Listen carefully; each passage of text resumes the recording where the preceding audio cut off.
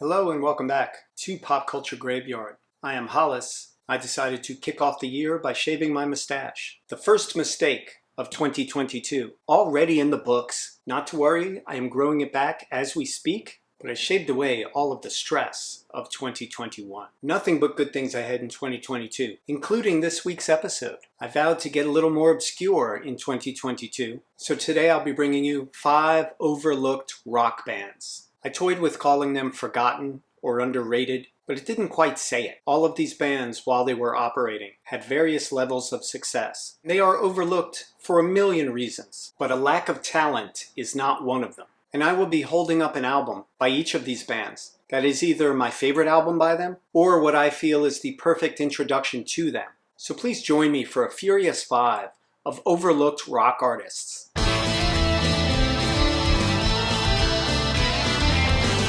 Before we get rolling, I just want to thank my latest patron. Thank you, Greg. You are the man. I really appreciate the support. And this shout out is for you, Mr. Newman. If you're enjoying the bands I'm bringing you and would like to help support the show, please consider joining my Patreon. It's at patreon.com/popculturegraveyard. And thanks. The first overlooked artist I'm going to be bringing you is Jobriath. Yes, you heard that right.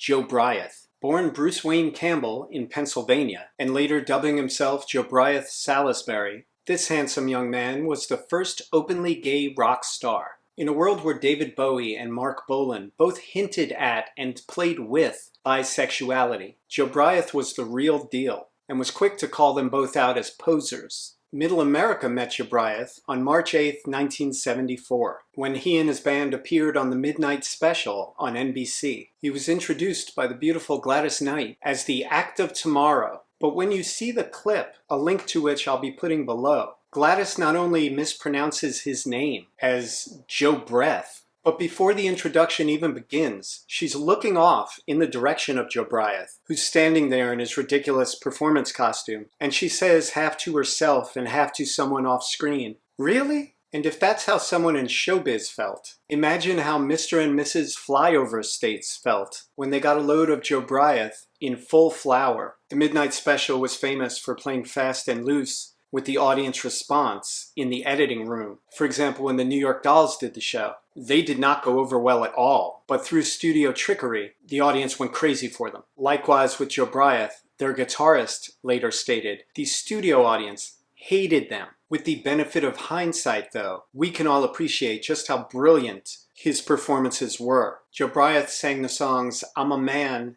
and Rock of Ages. And during Rock of Ages, he was actually wearing a bubble helmet that burst into petals.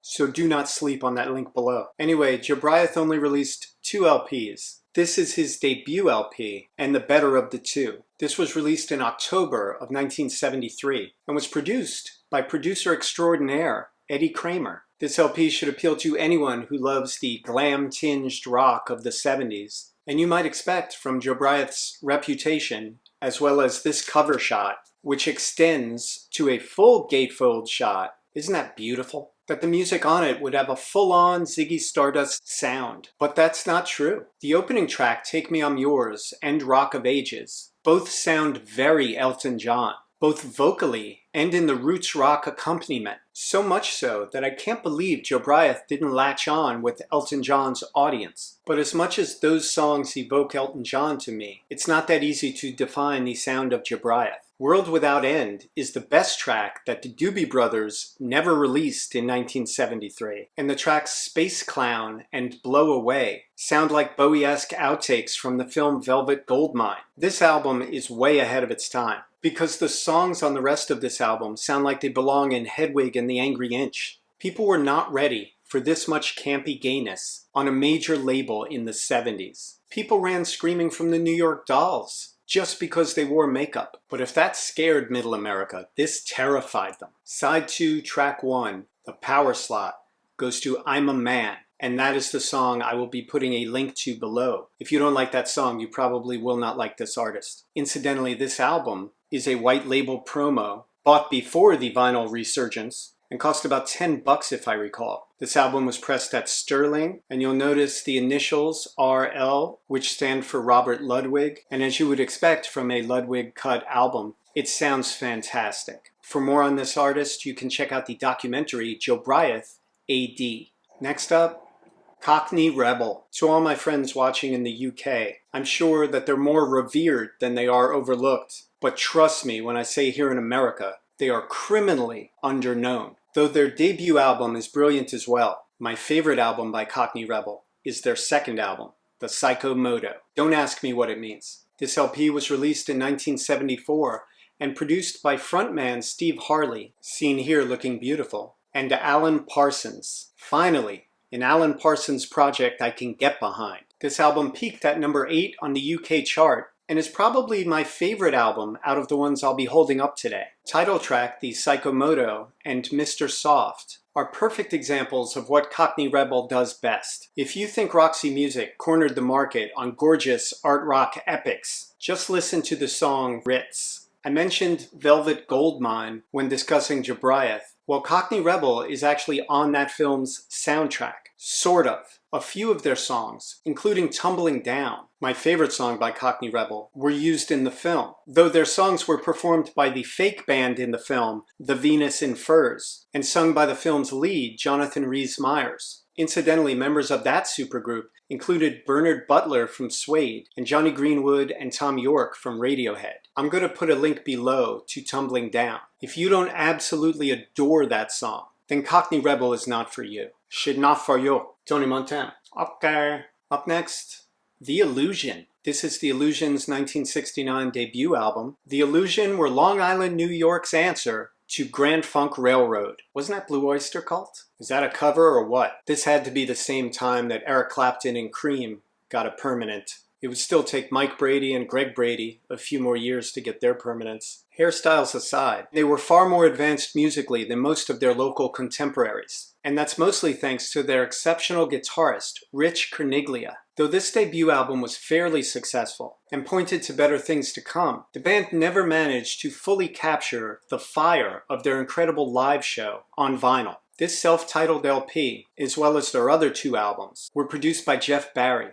the man who co-wrote Chapel of Love, The Do Run Run, Leader of the Pack, and a whole lot of other legendary songs. This band is on the meatier side of psych rock, and if you're curious what they sound like, check out Did You See Her Eyes, which was written by their producer Jeff Barry. Barry released this album on his own Steed Records. Speaking of which, this original pressing is a solid, heavy slab of vinyl, and though it's in great shape with fantastic gloss, one track has some gnarly looking scratches, and scratched tracks are always the ones that I use to judge a pressing. And that jacked up track plays whisper quiet. So if you see this album with the Steed label, jump. Unlike these guys' hairdos, the band was not permanent, and they broke up in 1970 just as their excellent third LP, If It's So, was released. If you like Grand Funk Railroad, Montrose, Mountain, and other rootsier 60s, 70s rock, check this out. Up next, Silverhead. If I had to define Silverhead's sound, it sounds sort of like Aerosmith, fronted by Rod Stewart. Doesn't that sound amazing? With a sound that ticks the same boxes as the much more successful Mott the Hoople. It's pretty surprising that Silverhead never broke through commercially. At the end of the day, they just never really had that one big, great runaway single. But I happen to really enjoy their first 2 albums, both their self-titled debut and their second and last album, 16 and Savaged. One reason they're not better remembered today can sort of be summed up by this album cover. It is, in a word, sexist, in 2 words, child endangerment, and in 4 words, kind of messed up. Though the band is British, they got a great response in New York, where they played often, and in LA. And as the cliche goes, they are big in Japan. How big are they in Japan? So big that in 2012, the band reunited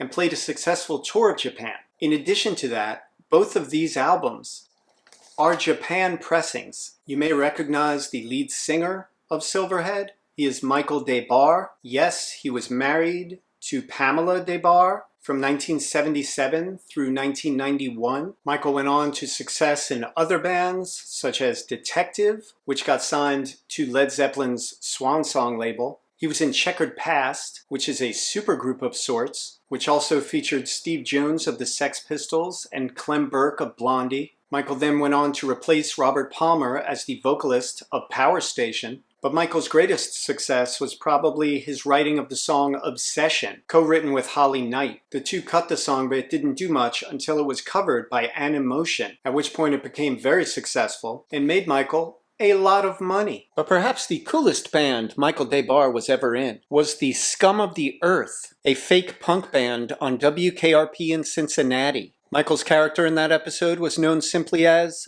Dog. This band also featured Nigel Harrison on bass. Nigel would later join the band Blondie, which is probably where most of you first saw him. If you like solid, blues-based cock rock, you must check out Silverhead. I really love their self-titled debut album. It's got standout tracks such as Long-Legged Lisa and Wounded Heart. I also love their second and final album. I cannot tell you what an unbelievably great, crunchy, dirty, raunchy guitar sound this album has. You have to check out the tracks Hello New York, Heavy Hammer, and Cartoon Princess. Finally, the Sensational Alex Harvey Band. Well named. I first heard about the Alex Harvey Band back in 1986 because I was a big fan of Nick Cave and the Bad Seeds, and they covered the Alex Harvey Band song, the Hammer Song, on the album Kicking Against the Pricks. In fact, when Nick Cave's first band, The Birthday Party, started, they did so many Alex Harvey covers, it wouldn't have been out of line to call them an Alex Harvey cover band. I am holding up a live album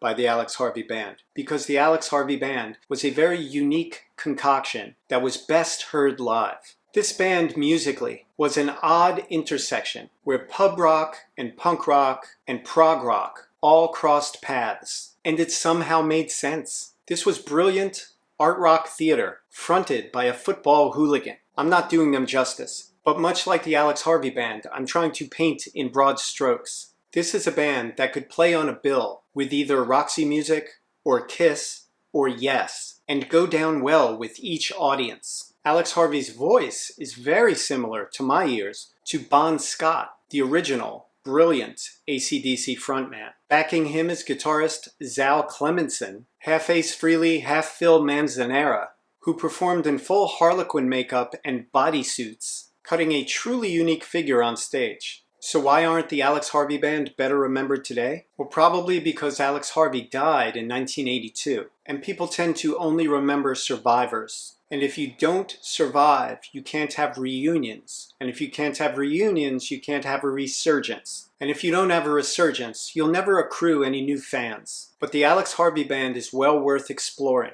as they hold a really important place in the evolution of the music that we enjoy today. Standout tracks are Faith Healer, Tomahawk Kid, and Vambo. The band's Madcap side, which is a very large side to them, is captured in their cover of Delilah, made famous by Tom Jones, which is played here with carnivalesque whimsy. I really love their album Framed. I think that's a great starting point, but this live LP should give you enough of a taste to hear what you've been missing. I hope you enjoyed this week's episode of 5 Overlooked Rock Bands. If you did, please do me a favor, click the like button, and don't forget to subscribe, and I will see you next week with a lot more cool stuff.